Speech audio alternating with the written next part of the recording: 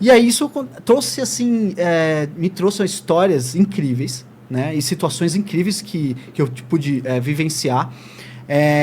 E aí tem essa conexão com a espiritualidade, porque você tem você vê o lado humano das pessoas.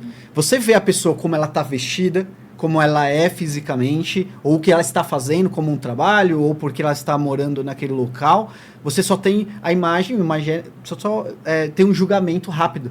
E quando você e a fotografia me trouxe essa ideia de aproximação. Pela fotografia, tinha um motivo para falar com a pessoa. Oi, fulano, tudo bem?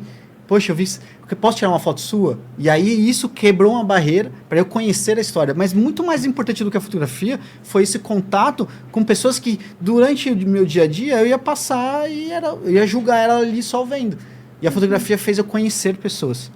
E aí histórias que eu posso contar uma rápida que, por exemplo, uma pessoa que estava morando na rua, eu vi que era um menino jovem, e aí, nessa de conversar e conhecer a história dele, ele era da Bahia, ele teve uma promessa de emprego, clássico, né? E veio para São Paulo. Só que não era nada do que era um golpe, não era nada do... Ele deu uma grana para uma pessoa, veio para cá, aquela coisa toda, não era um golpe. E ele ficou aqui em São Paulo, sem poder voltar para Bahia. Clássico. E aí, nessa, a gente conversando, eu conheci essa história.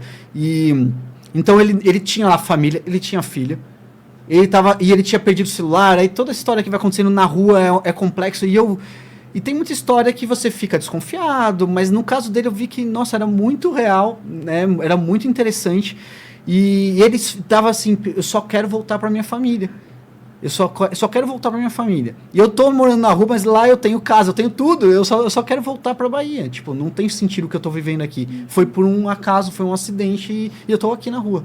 E ele falou, quantas pessoas eu tô pedindo uma passagem para Salvador, não lembro se era Salvador, para Bahia, e ninguém me dá, porque eles olham e falam, não, não quer trabalhar, não sei o quê, e no caso dele, não, ele falou assim, eu literalmente tomei um golpe, só quero voltar para minha família.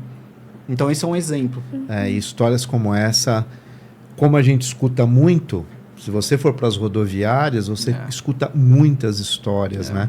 E aí a gente, infelizmente, você começa a ficar frio diante de algumas situações, porque de fato você não sabe se é real, se é verdade.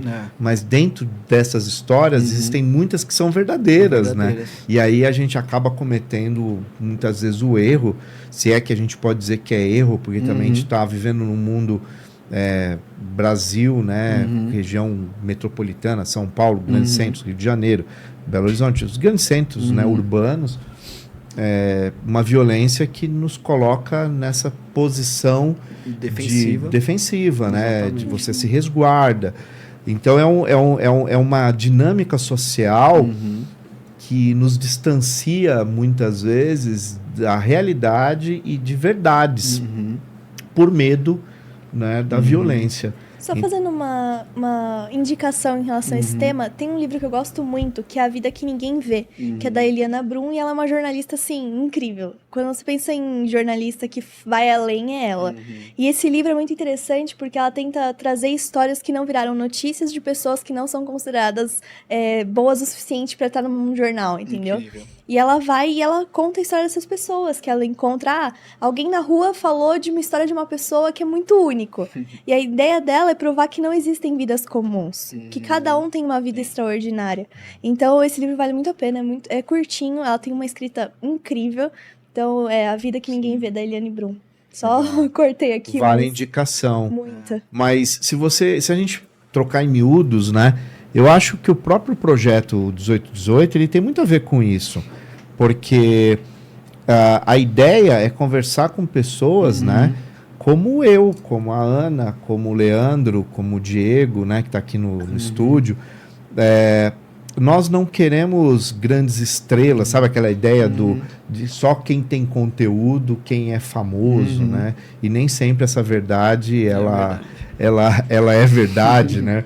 Mas a ideia de você dar voz às pessoas, para mim, é algo objetivo que é fazer com que o outro exista. Então, porque a tua história, ela é única, né? Não é igual a minha, não é igual a da Ana, não é igual a ninguém, é a sua história. E eu acredito muito que todo mundo, na sua história, tem algo a nos ensinar, né? Por isso que o ouvir é muito importante, né? E o podcast, ele eu acho que, principalmente o podcast, lá quando nós começamos, lá atrás, que era só áudio. Só áudio, ele exigia até uma atenção maior, né? Sim. Porque o vídeo você está olhando ali, para quem é visual também é muito importante, né? Escuta, tem gente que só escuta, mas o podcast, ele tem um papel importante, eu acho que hoje também na sociedade, como ele é formador também, né? E esse seu projeto de ir à rua é sair da sua zona de conforto, né?